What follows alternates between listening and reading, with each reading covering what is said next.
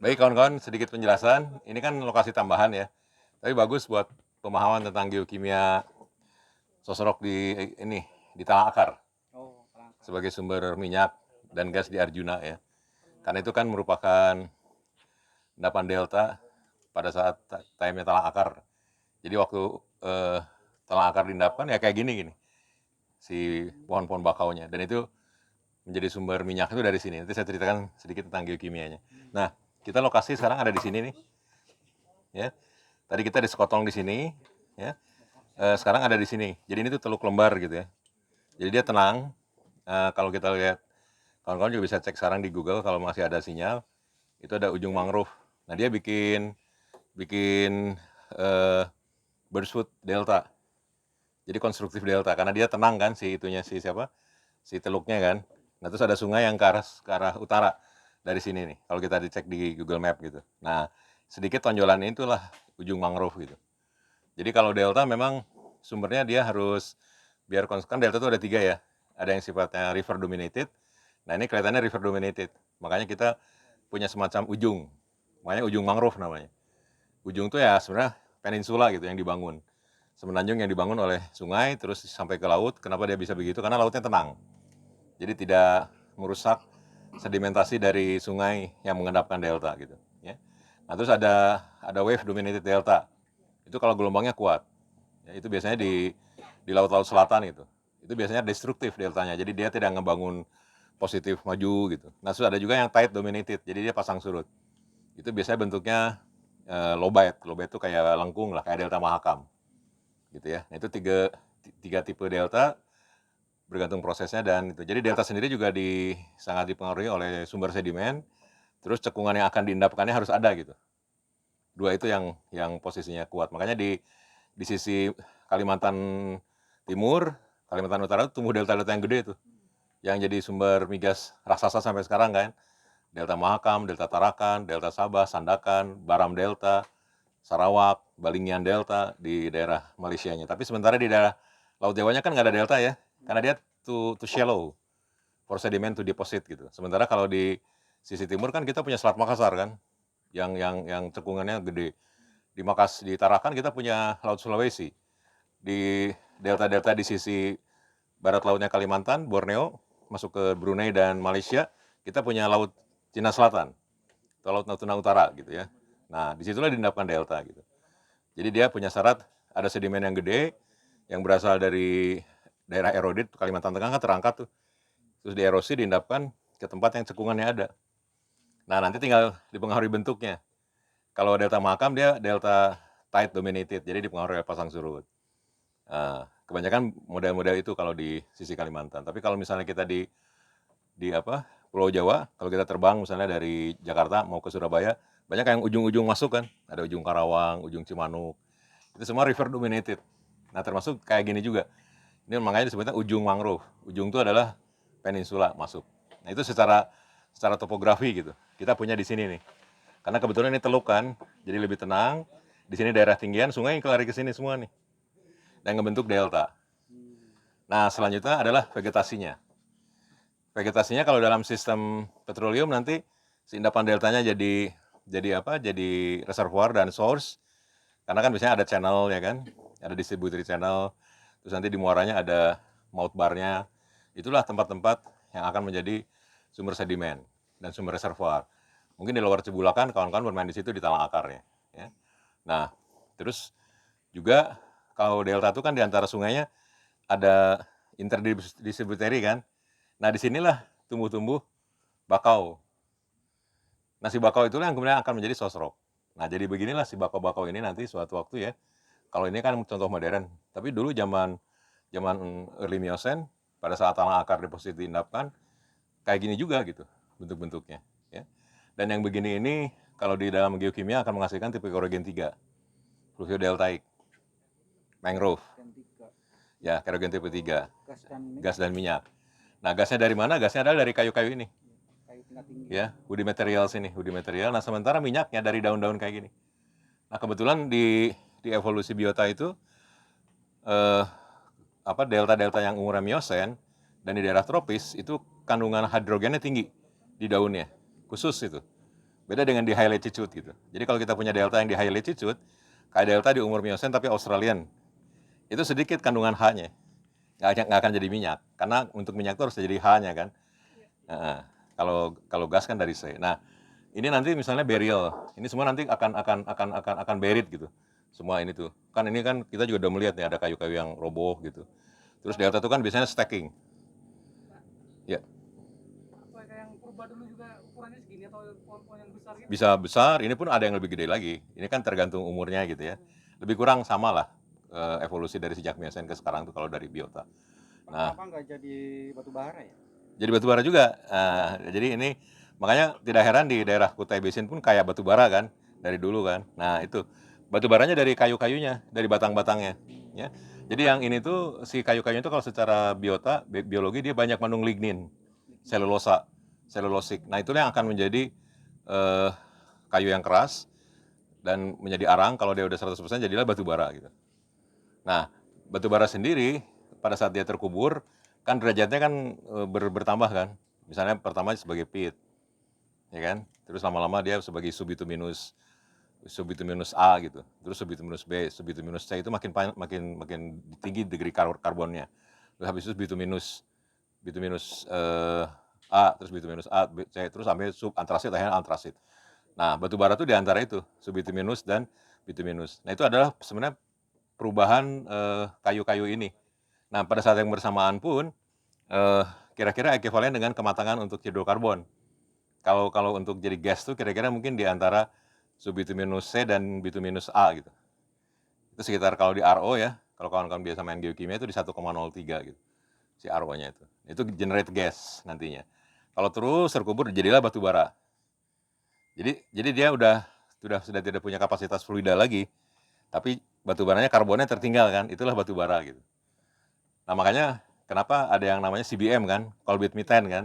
Jadi selama dia qualification, jadi qualification itu perubahan dari yang tadi saya terangkan, dari apa? Dari pit sampai ke antrasit itu terjadi qualification kan. Nah, si apa? Si C-nya itu makin lama makin tinggi, tapi nanti generate gas, terus nanti metannya itu yang paling bagus di mana gitu ya. Makanya kan ada yang pekerjaan CBM kan, coal bed methane kan. Nanti metannya dikeluarkan ya, atau dia pas dibor bikin kick gitu. Nah, itu sebenarnya bagian, jadi batu bara itu adalah pembatu baraan atau qualification itu tidak berbeda dengan event generation petroleum untuk gasnya gitu ya. Nah, itu gas, jadi itu sumber gasnya itu adalah dari pohon-pohon kayak gini, cellulosic, woody materials. Nah, daun-daunnya itu adalah sumber minyak. Karena daunnya itu banyak mengandung H-nya. Contohnya selulosicnya, cuticular wax. Jadi zat lilin daun. Zat lilin daun. Kan kalau daun itu kan ada lilinnya kan. Itu akan jadi minyak. Terus ininya, resinnya, getahnya, ya, itu semua akan jadi minyak gitu. Jadi kalau misalnya ini semua terkubur, tipe kerogen 3 itu biasanya tergantung dari H2C-nya. Biasanya kalau kawan-kawan geokimia kalau untuk melihat berapa besar sih bisa menghasilkan minyak ya atau berapa besar ini bisa menghasilkan gas. Nah, kawan-kawan juga sebenarnya bisa prediksi sumber yang menghasilkan minyak dan gas itu berapa besar. Minyaknya kira-kira berapa persen? Kalau dari seluruh lapangan yang ada dan gasnya berapa persen kira-kira? Kasarannya ya, ada yang tahu nggak? Di seluruh ONWJ atau dari Arjuna aja. Banyakan minyak, banyakan gas. Banyakan minyak. Nah, berarti dia generasinya tidak sampai ke gasnya. Karena si Arjuna Basin itu tidak terlalu tenggelam gitu. Nah, kalau di wilayah Sunda Asri beda kan? Minyak lebih banyak kan? Gasnya dikit kan? Nah, itu bergantung kalau di sana lakustrin yang pegang peranan. Deltanya sedikit gitu. Lakustrin itu sumbernya marine algae, itu lebih banyak lagi sumber minyaknya, itu kerogen tipe 1 kalau di dalam geokimia ya. Nah, jadi dia sebenarnya kalau di generate, kalau Arjuna tenggelam terus, kan Arjuna mungkin kedalamannya berapa mungkin sekarang ya? Deepest part of the Arjuna Reef Basin berapa? 5 kilometer nyampe? 5 kilometer. 5 kilo. Nah, kalau dia sampai 6-7 kilometer, dia akan generate gas. Ya, tapi kan itu akan jutaan tahun yang akan datang gitu. Nah, terus pada saat kan mungkin si hidrokarbonnya terjadinya kan mungkin di umur Mioplio gitu ya, atau di Plio-Plisto, atau kayaknya sih Mio-Plio kebanyakan. Nah itu pada saat dia ada di window oil. Jadi tipe kerogen 3 pun, walaupun dia dominan gas, pada saat dia masuk ke oil window, si daun-daun ini akan menghasilkan oil. Dan kayaknya memang banyak gitu. Jadi banyak banyak sumber H-nya, sehingga deltanya deltanya talang akar waktu itu banyak kontribusi minyak.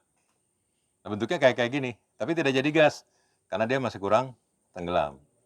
Ya, karena minyak itu bisa dihasilkan dari kematangan 0,7 kalau kerogen tipe 3. Tapi kalau untuk gas itu bisa 1,5 baru mulainya. Dan itu artinya harus tenggelam lebih dalam. Gitu, ya. Nah, itu yang menjadi pembedanya gitu. Beda kalau dengan di Sunda asli karena dia lacustrin sosroknya. Nah, jadi kita di sini belajar, kita memang nggak melihat tubuh deltanya, tapi di googling bisa, ya di googling kelihatan kita punya river dominated delta di sini. Dan itu tidak mengherankan karena dia masuk ke body of water yang tenang. Jadi pasti efek fluviatil ya, sungai yang lebih kuat gitu. Makanya dia konstruktif deltanya. Namanya konstruktif. Jadi dia nonjol masuk ke tengah laut gitu, ke body of water. Itu namanya river dominated delta, konstruktif. Nah, sementara dia diduduki oleh mangrove. Nah, mangrove itu merupakan sumber utama menghasilkan minyak dan gas di daerah delta. Ada yang pernah tahu biomarker oleanan? Ya, ada yang nggak pernah main geokimia ya? Oleanan itu ciri-ciri delta. Nah, itu dari sini asalnya, induknya itu. Jadi kalau udah ketemu biomarker oleanan, itu nanti bisa diminta ada biomarker triterpan namanya. Nah, keluar oleanan itu dari sini asalnya. Ya, saya yakin semua minyak, saya juga pernah analisis ya, semua minyak di Arjuna Basin itu punya oleanan. Berarti dia induknya ini. Berarti secara biota itu adalah mangrove. Mangrove-nya siapa? Pasti mangrove-nya talang akar. Karena yang satu-satunya delta adalah talang akar. Batu Raja dia udah marine. Middle Cibulakan. Upper Cibulakan apalagi udah marine semua. Nggak mungkin ada jadi sosroknya gitu. Ya. Kalaupun ada sosrok dia dari marine alga, tapi kan nggak terbukti ada minyak marine. Gitu ya. Jadi sumbernya adalah ini talang. Jadi dari situ saja kita bisa rekonstruksi talang akar sebagai sumber sosrok. Dan biotanya adalah mangrove. Ya, dan seperti yang tadi saya ceritakan, mangrove di daerah low latitude, yaitu di daerah ekuator yang umurnya Miocene, very rich in hydrogen. Makanya kita tidak heran kalau kawan-kawan lihat Delta Mahakam, giant oil field banyak, ya Handil, Bekapai, Ataka, itu semua giant oil field. Gasnya juga lebih banyak lagi, terutama Tunu. Tunu itu sampai 28 TCF loh, ya Tunu. Lebih besar lagi gasnya. Nah, kenapa? Karena di Delta Mahakam itu stack of deltanya luar biasa tebal. Jadi sampailah dia ke depth of gas window. Makanya generate semua tuh. Ya. Kayak gitu. Di Sumatera Selatan juga lebih banyak oil, tapi gasnya belakangan muncul kan yang ada di basement-basement itu yang masuk ke Suban itu kan adalah talang akar yang sebagai kayak gini. Mangrove. Jadi semuanya umur Miocene itu semua udah oil. Oil window banyak. Itu kira-kira ya sebagai tambahan buat kawan-kawan juga mengetahui itu tipe-tipe walaupun kita tidak ekivalen melihat talang akarnya, tapi kita ada pengetahuan modernnya begini gitu. Ini the present ini sebagai key to the past. Di umur early Miocene, talang akar saat itu ditumbuhi delta-delta kayak gini. Mangrove-mangrove kayak gini. Berarti mangrove yang zaman dulu sama zaman sekarang nggak ada perubahan biota atau apa? Kalau dari komposisinya enggak. Kalau besar kecilnya mungkin bisa berubah ya. Tapi kan secara komposisi, tapi kita belum punya bukti. Nah, tapi pernah dibuktikan kita di sini ambil oleanannya di daunnya sama orang kemis, ada geokemis terus disamakan dengan oleanan dari minyak. Persis. Ya, jadi begitulah si orang-orang geokimia itu melakukan korelasi. Dia ngambil minyak yang dari asalnya dari mangrove, dikeluarkan biomarkernya begini oleanannya. Terus dia mengambil talang akar sampel yang dari sumur, yang nyembus shale, dikeluarkan oleanannya. Ada oleanannya juga, kan ada mangrove yang jatuh ke dalam tubuh deltanya kan, keluarnya sama. Nah terus melakukan yang modern biomarker dari yang sekarang kita ambil, sama juga persis. Jadi di situ tidak banyak perbedaan gitu ceritanya. Ya begitu kawan-kawan kemis dan geokemis bekerja untuk melakukan korelasi oil. Kita penting melakukan oil itu dari mana tuh punya kita itu, ya. Supaya kita tahu dengan pasti, kan kita tidak hanya mencari, tugas kita kan bukan mencari reservoir, tapi mencari minyak kan. Nah, dan kita tahu bahwa si Apar Cibulakan itu bukan sosroknya, tapi reservoirnya. Artinya, sosroknya harus dari tempat dalam. Nah, satu-satunya yang mungkin bukan dari batu raja, tapi dari tanah akar. Berarti untuk nyampe ke atas harus ada fault. Nah, makanya pada saat mengevaluasi, kita harus cek. Memang trap kita di tempat dangkal, misal kawan-kawan development, oh ini dangkal. Pasti minyaknya datang secara regional, migrasi. Mungkin dari tempat dalamnya dia lewat fault dulu. Lewat fault dulu, terus dia di namanya itu di estafetkan lewat jalur-jalur Cibulakan bed juga gitu. Akhirnya nyampe ke Upper Cibulakan. Itu pekerjaan explorer untuk ngelihat itu, karena mereka harus melihat semuanya. Sampai nanti kawan-kawan yang mengembangkan lapangannya gitu. Ya. Jadi mereka harus tahu histori semuanya. Regionalnya. Ya, sampai ke geokimia, sampai ke tektonik, struktur, sampai ke jalan migrasinya seperti apa. Ya. Kira-kira gitu tambahannya untuk belajar ini. Kebetulan kita kan ada di hutan mangrove nih. Jadi kita bayangkan zaman dulu pun, jadi seperti yang tadi saya bilang, geologis harus ngelihat masa lalu. Walaupun di sini ada tulisan lupakan mantan gitu ya. Tapi kan kita tidak bicara masalah mantan. Kita bicara masalah setting geologi gitu. Supaya kita bisa punya sense lah. Oh, zaman dulu tuh mangrove tuh kayak gini gitu ya. Mangrove. Dan saat-saat itu kan si tanah akar juga masih daratan ya. Marinnya belum tenggelam ya, belum ada post reef kan. Belum jadi post reef, baru aja dia early sin reef, baru kebuka, ada danau di sana, danau di sini, ada delta. Kayak gini lah, ini kan endapan transisi kan. Ya, ada daratan di sana, di sini ada laut. Transisi, benar-benar delta ini. Delta yang ditumbuhi vegetasi mangrove. Itulah tanah akar at early Miocene, persis kayak gini. Jadi kita seolah-olah ada di tengah hutan mangrove tanah akar untuk menerapkannya. Jadi kita bayangkan ini semua tenggelam, jatuh, mati, ditutupi endapan marine habis itu kan. Tutupi batu raja, tutupi Upper Cibulakan, tutupi Parigi, Preparigi, Cisubuh. Udah, itu semua overburden. Ya, overburden yang dibutuhkan untuk mematangkan ini. Karena butuh thermal. Berubahlah zat-zat organik ini jadi minyak. Nah, gitu. Di dalam sosroknya, di dalam shell-nya tanah akar. Ya. Shell-nya kayak gini, ini kan shell nih. Coba kawan-kawan lihat nih. Di bawah itu. Ada pasir, ada shell gitu. Lumpur semua nih. Ya. Jadi yang begini-begini ini, itu bekas kerang-kerang hidup, mati, masuk. Jadi kalau yang gini-gini nanti mati, roboh gitu. Roboh, nanti ditutupi oleh laut ya. Kan delta itu kan selalu ada namanya penenggelaman sama ininya. Sama sedimen yang masuk lagi, baru ditutupi lagi. Terus kadang-kadang dari marine masuk, akhirnya dia tenggelam dengan mengandung ini. Nah disitulah terjadi qualification. Makanya yang namanya batu bara pun terjadi di daerah rawa-rawa kan, gitu. Rawa-rawa itu delta. Ya. Bedanya minyak yang dari danau sama dari delta? Beda. Kalau dari danau dia dari ini pun berbeda. Banyak parameter geokimia lah, biomarkernya beda, sifat fisiknya beda. Dia lebih banyak mengandung waxy ya, parafinik. Makanya dia kalau kita bekerja dengan minyak dari danau, lakukan harus ada flow assurance di developmentnya. Ya, karena dia sering ngebeku. Jadi harus ada flow assurance supaya ngalir terus. Karena dia ngegel. Ya. Beberapa well yang dibor di shell shaker itu udah semir, kayak semir sepatu aja. Karena berubah temperatur dan tekanan langsung jadi nyemir aja. Terus nanti di geokimia dicairkan lagi pakai high temperature. Nah, kalau untuk produksi harus ada flow assurance. Dipanaskan terus. Bedanya itu. Nah, kalau delta gini, minyaknya lebih light. Ya, light oil. EPA-nya mungkin mainnya sekitar 40-an gitu ya. Kalau minyak lakustrine itu rendah. Bisa 30, 25. Ya, lebih bagus minyak delta. Lebih mahal juga minyak delta. Ya. Banyak di Indonesia Barat gitu. Ya. Makin matang dia makin bagus. Apalagi kalau udah makin gassy ya. Nah, kayak gitu modelnya.